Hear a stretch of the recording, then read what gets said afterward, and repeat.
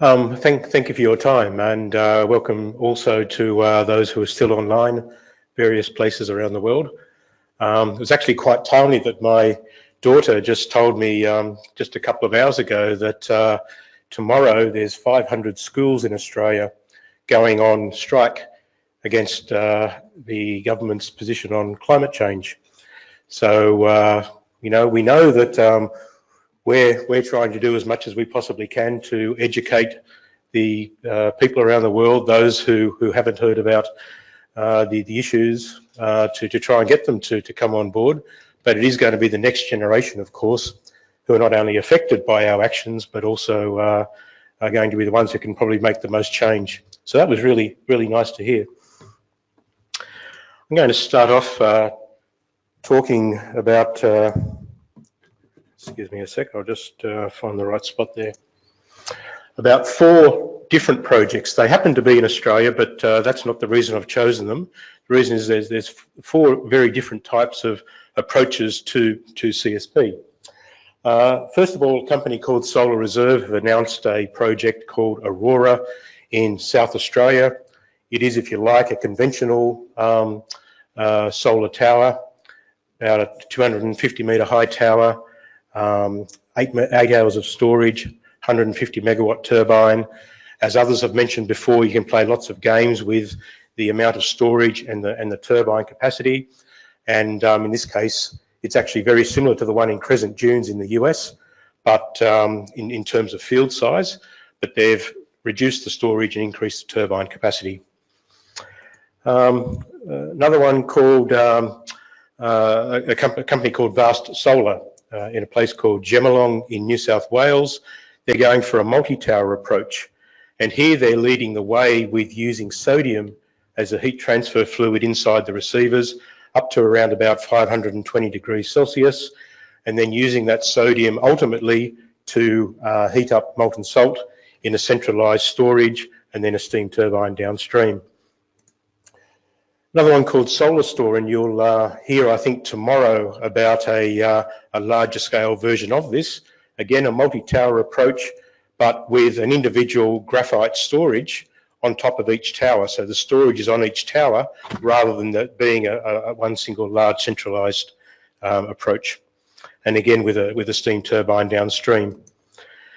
And fourthly, the Sundrop Farms. And this is interesting because the project's been built in a place called Port Augusta, again in South Australia. And it's one of the first CSP projects in the world that are producing both electricity and heat. They're producing electricity, heat, desalinated water, and around about 17,000 tonnes of tomatoes per year. It was built purely for that purpose. The steam turbine that they use is actually inefficient on purpose, so that there's exhaust heat coming out of the back end of the turbine that they can use for heating all of the greenhouses over there. So there's 4 very different approaches to CSP, and we know that you know, the big thing is what are our competitors doing, and in particular, and thank you to Nick and Nicholas and the others for the questions in the last session. What are batteries doing? This is in Australian dollars here. See if I can get this laser to work. This is the battery curve here. There's a PV and a wind curve there as well. We know that PVs are dropping faster than wind is, but on this axis here, Australian dollars per kilowatt hour of battery storage costs, starting at around about just under $1,000 Australian per kilowatt hour today. That's electric. And under this model, under this scenario, dropping to nearly $200 per kilowatt hour electric by the year 2040. So those, and this was not done by us, this was done by an individual independent consulting company who are actually very much pro advocates for PVs and batteries. The modelling, they used that data as inputs to modelling to try and give us a strike price for what CSP needs to achieve if it's going to be deployed into the market. We have here Today's cost in Australian dollars, again, around about 14 cents per kilowatt hour, $140 per megawatt hour, with some reasonably nominal, reasonably low-tech advances. We can get down to less than $100 per megawatt hour, and a stretch target down to nearly $60 per megawatt hour. Now, their modelling showed that by 2030, and this is for 2 hours of storage, so it's a peaking plant, needed to be down to around about $70 per megawatt hour for CSP to be cost effective, or any dispatchable technology for that matter. But $70 becomes the important price. We're talking at, 5 hours of storage. It actually needs to be a little bit cheaper, around about $60 per megawatt hour is the strike price necessary by 2030 in order to be competitive in the market against PVs, wind and batteries. So keep those figures in mind. We'll come back to them shortly. Firstly, a little bit about the thermodynamics, and Manuel raised this before. I just have a little bit more detail here where I'm looking at dishes, central receivers and troughs. So this, the conventional equation is annual collector efficiency times the turbine efficiency gives you the CSP system efficiency, and that's ultimately what you're looking for. Annual collector efficiency, first of all, we know the dishes are the most expensive optical collector available, but they are quite expensive, and there's only a certain size that you can build them. Central receivers, the efficiency of the optical efficiency times the receiver efficiency, dropping away as temperature increases, of course, and troughs, even slightly lower efficiency again. The turbine efficiency, as has been pointed out a few times, going up with Carno, just under 40% efficiency for the current parabolic trough Rankine cycles, the subcritical steam turbines, just over 40% at 550 degrees C for the central receiver towers. And I'll talk later on about the supercritical CO2 Brayton cycle, getting up to around about 50%. The important thing is, though, when you multiply this by this, you get these quite obvious peaks here of system efficiency versus turbine inlet temperature. And you can see that for troughs, and this is using conventional technology now, it's not taking into account advances in selective surfaces in troughs, but they will have typically a peak efficiency, and this is ideal efficiency of just over 20%, but only at around about 40%, only at around about 450 degrees C. In the case of the towers and also the dishes, we're talking about 700 to 800 degrees Celsius as being the ideal temperature. Now, we know that the molten salts that Nicholas has just talked about of today will only go up to about 600 degrees C, which is nice if you've got a subcritical steam turbine, because that matches those temperatures quite nicely. But we don't have anything right now that will go to 700 or 800 degrees C and get these efficiency increases that we are looking for. And if we bring economics into it as well, again, we can see solar electricity cost in cents per kilowatt hour on the vertical axis here against the installed cost of the collector field. And again, if we look at today's relatively low solar efficiency medium temperature steam turbines, we're going to have trouble getting down to less than 10 cents per kilowatt hour. And we're going to need high solar efficiency and high efficiency power cycles to get down to the 6 cents per kilowatt hour that we really want to get to.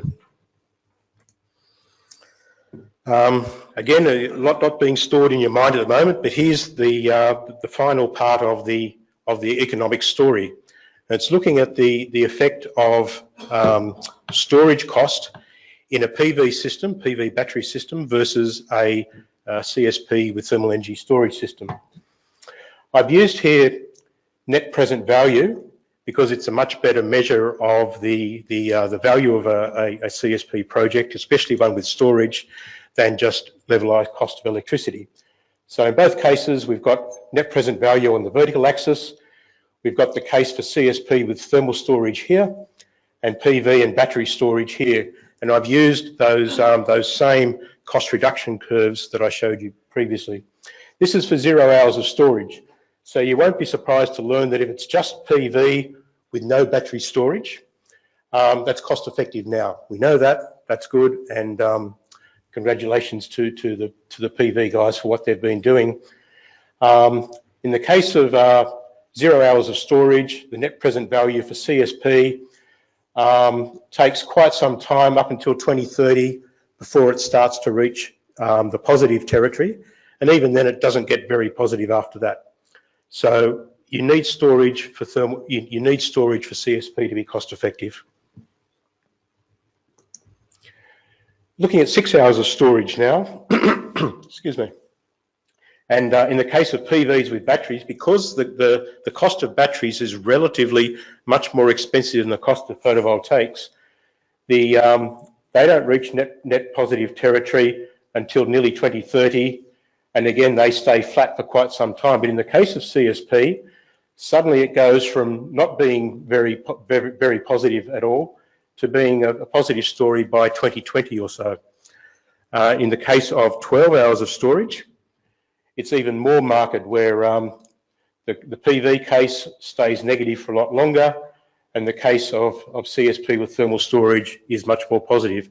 That break-even point is around about the 3 to 4 hour mark between PVs, but between batteries and thermal storage. The thing is that this at least analyses a complete system, not just storage by itself. So how are we going to reach these cost reduction curves? If we take the nominal learning rate of 87.5%, which is probably something that the industry has been doing roughly for some time, we're not going to get down towards the 6. We're going to get down towards the 7, but certainly not down towards the 6 by just making these cost reductions through learning by doing. What we're going to need is disruptive R&D. And you can see that only with this disruptive R&D, we're going to get down to those 6 cent per kilowatt hour figures. So what's some of the research that's going on to get us there? I've spoken mainly about towers to date, but there's certainly advances in troughs. The airlight trough is a concrete structure. It's actually got an inflated canopy over the top. The sunlight comes through, and the advantage of this is that you can have a very high optical efficiency, optical reflectivity surface on the concrete structure, protected from the environment because of the canopy. We also have the trough guys not willing to say that 400 degrees C is our maximum possible temperature, but a lot of work going on looking to use molten salt as a heat transfer fluid inside the tubes, enabling them to go up to about 550 degrees Celsius, and even with improved selective coatings aiming to get up to 650 degrees C. That's quite some time away. There are big challenges there, but the trough guys are not lying still. In Australia, we have an organisation called the Australian Solar Thermal Research Institute, and I'd like to talk you through the progression that we see of conventional technology today through to advanced technology somewhere down the track. So this is your conventional parabolic trough, 2-tank, uses oil. The relatively conventional now molten salt tower, again a 2-tank system but using molten salt, and going up to about 560 degrees Celsius for the hot tank. What I'd see somewhere down the track, perhaps in the next 5 to 10 years or so, is keeping that same temperature, the same basic solar tower front end, still only 560 degrees C conventional molten salt, but changing the steam turbine over for a supercritical CO2 turbine. So you're just changing one thing at a time, you're minimising the risk to industry. And then ultimately going towards a higher temperature front end, somewhere around the 700 to 750 degrees Celsius mark, having to upgrade the storage, of course, to match that higher temperature, and also having a higher temperature supercritical CO2 turbine cycle. But the difference in efficiency between here and here is something like 30%. And that means ultimately potentially 30% lower cost. The research plan is broken up into a number of programs. Program 1 through to 7. I'm not going to go through all of them, but just to indicate that for program 1, for example, which covers the heliostat field and the receiver, we've set out where it is today. Let's say about $150 per square metre for the heliostats. Receivers operating at a maximum 585 degrees Celsius using nitrate salts. And the targets that we're aiming for in order to be able to get down towards that 6 cent per kilowatt hour figure, where we need to get heliostats down to less than $80 per square metre, fully installed and commissioned, and receiver efficiencies of 90% annual average, and needing temperatures of 740 degrees to enable a 700 degree turbine. And we've set out a number of research plans and research projects to get us to those targets. The heliostat's one of the most critical components in the system, and there's been a move over the last 5 to 10 years towards smaller heliostats than we've seen in the past. And the advantage of that is that you actually get much better target alignment onto the receiver when you are talking about high temperatures. If you're talking about less than 600, probably doesn't matter too much. If you're talking 700, 750 degrees, you want to have a lot of pixels in your field so that you've got very good control of your flux distribution over the tower.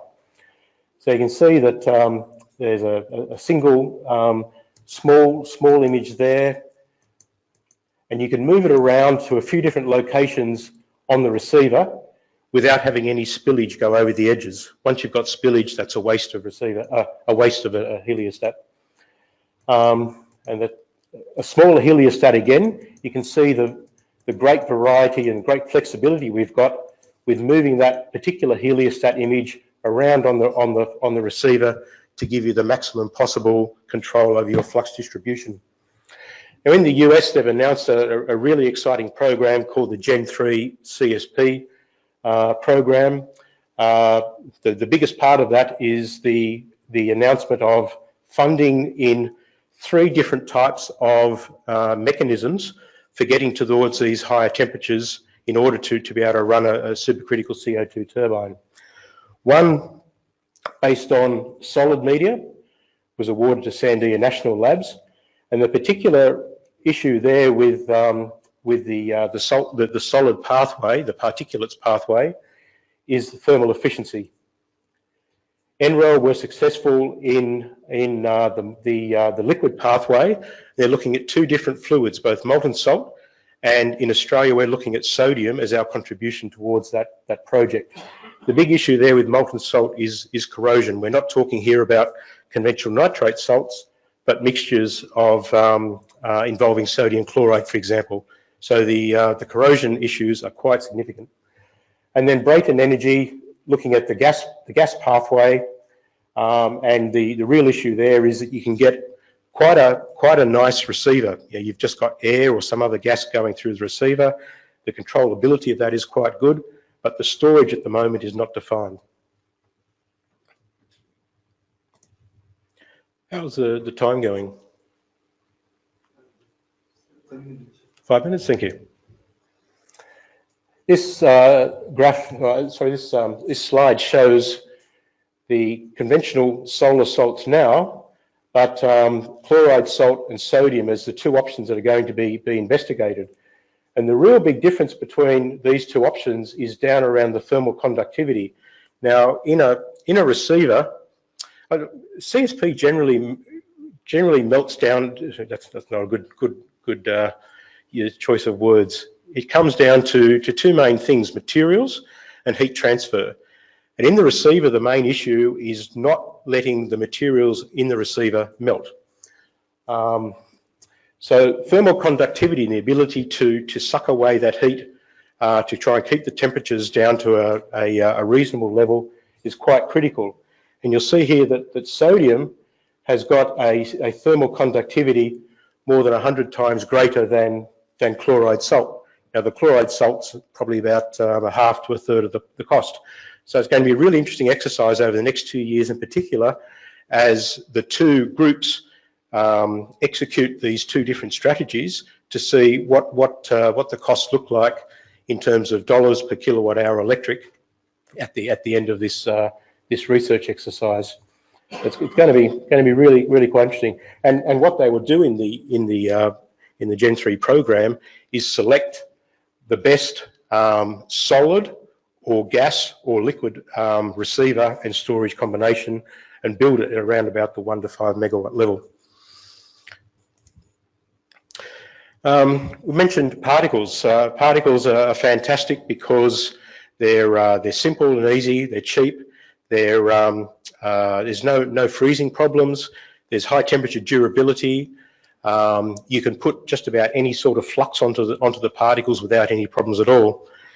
I'll just show you here if I can, a demonstration of within our process bays at Newcastle of a free-falling particle curtain.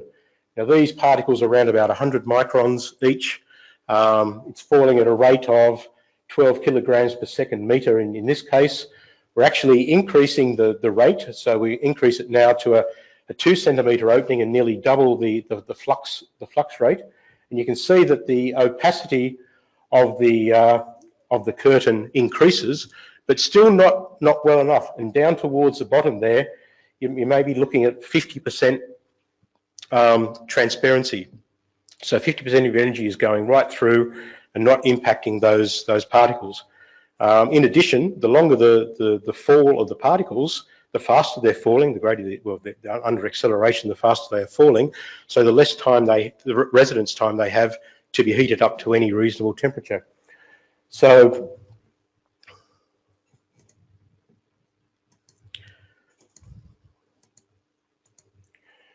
some of those issues, the longer falling and the lack of residence time, the flow instability that you saw from side on, that you might only have a 2 centimeter opening at the top, but by the time it got to the bottom of that 5 meter fall, it was around about 30 centimeters. And standing next to that, within a couple of minutes, you're feeling coated in very fine particles.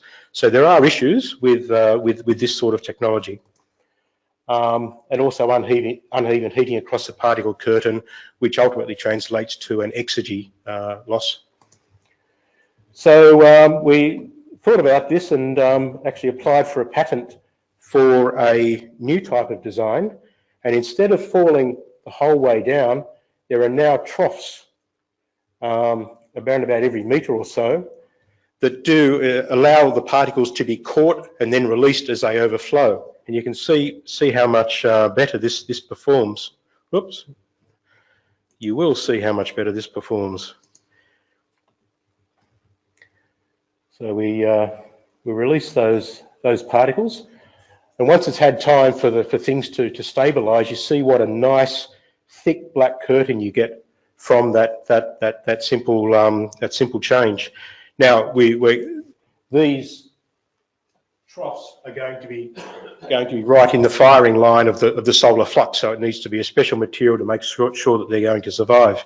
But that looks, and it also reduces that path length, so that the opportunity for wind to get in and blow all those particles around is a little bit less. There's still going to be some issues with this design, but no one technology is perfect at the moment, and this looks quite interesting. Nicholas covered off on storage. I just wanted to talk about a different market niche, and it actually came up in some of the questions at the end of the last session. Typically, I'll actually go back.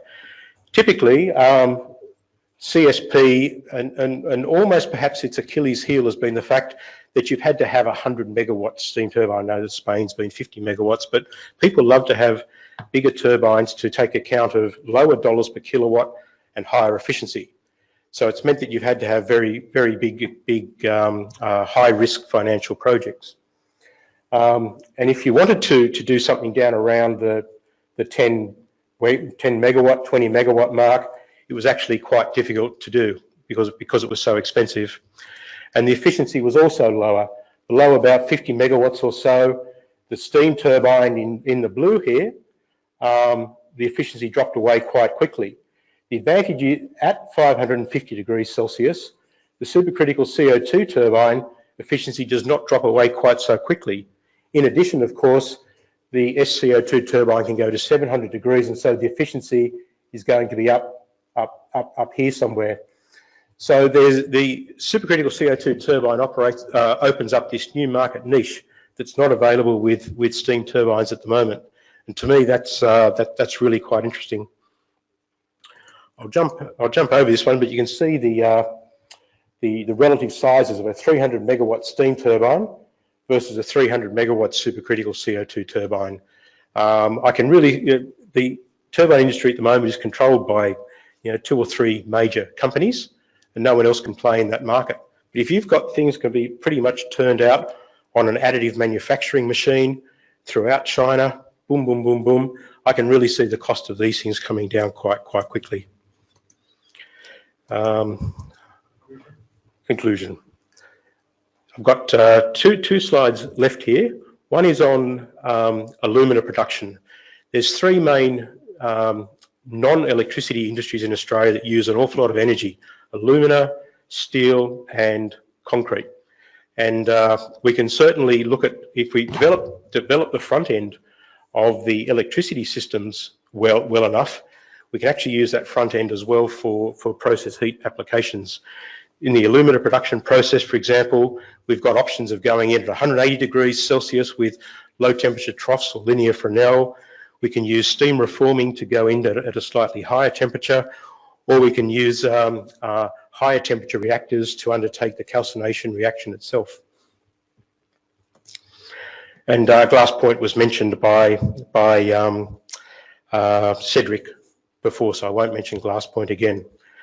Just one thing to finish off, and that's the transport of solar energy. And it was an interesting slide that I came across 6 months ago, which showed that there's a crossover point at around about 4,000 kilometres where the transport of hydrogen is cheaper than the transport of electricity. And that's really interesting for an island like Australia, where we've got trading neighbours like Korea, Japan and China so close, relatively speaking, and yet having to go through the ocean to get energy over to them. And if we can make solar fuels in Australia using Australian sunshine and transport that overseas, it actually looks like a very cost-effective option of opening up markets other than electricity for the future.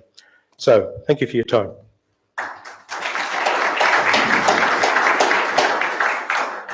We have time for just one question. Question and a comment.